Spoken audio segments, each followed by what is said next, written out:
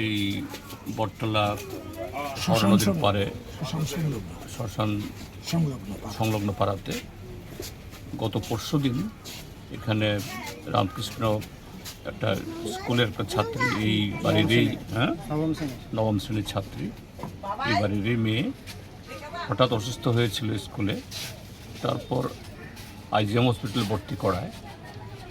এখানে মা, দাদু, আরও প্রতিবেশী যারা তখন এই মেয়েটাকে নিয়ে হাসপাতালে যান তার চিকিৎসার জন্য, শুশ্রূষার জন্য, তাদের সকলের অভিযোগ হলো হাসপাতালে দীর্ঘক্ষণ ধরে এই মেয়ের চিকিৎসার জন্য কোনো ব্যবস্থা গ্রহণই করেননি তখনকার কর্তব্যরত চিকিৎসকরা। যে কারণে এই অবহেলার কারণে অকালে এই যে ফুটফুটে মেয়েটার জীবন দিক নেমে গেছে।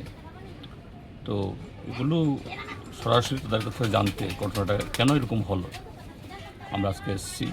এবং এখানে এই মেয়েটার মাও অভিযোগ করছিলেন, মা তো ছিল সাথে, যে বলছে যে না, ডাক্তার মহোদয়রা মোবাইল নিয়ে ব্যস্ত, একটা ইমার্জেন্সি রোগী সেন্সলেস হয়ে যাচ্ছে, দাঁড়াতে পারছে না, কিন্তু তাকে একটু দেখভাল করবে, কিছু ওষুধপত্র দেবে, এরকম কোনো যত্ন আত্মিক কিছুই করেনি। অর্থাৎ সম্পূর্ণভাবে তাদের অবহেলার কারণে একটা বাচ্চা মেয়ের জীবন নিভে গেল।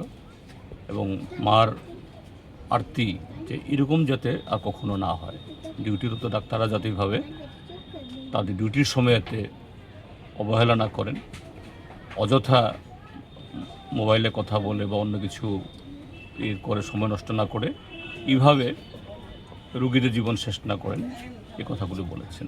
তো আমরা বলেছি ওনাদেরকে, ঠিক আছে, আমরা এই দপ্তরের উচ্চ আধিকারিকের কাছে আমরা জানাবো এবং এ বিষয়ে কেন এরকম ঘটনা ঘটলো। কারণ এই 14-15 বছরের মেয়ে তো হঠাৎ এরকম অসুস্থ হতেই পারে, এতে এইভাবে 2-3 ঘন্টার মধ্যে মারা যাওয়ার কথা না, কিন্তু এই দুর্ভাগ্যজনক ঘটনা ঘটেছে, এটার জন্য পুনরাবৃত্তি না হয়।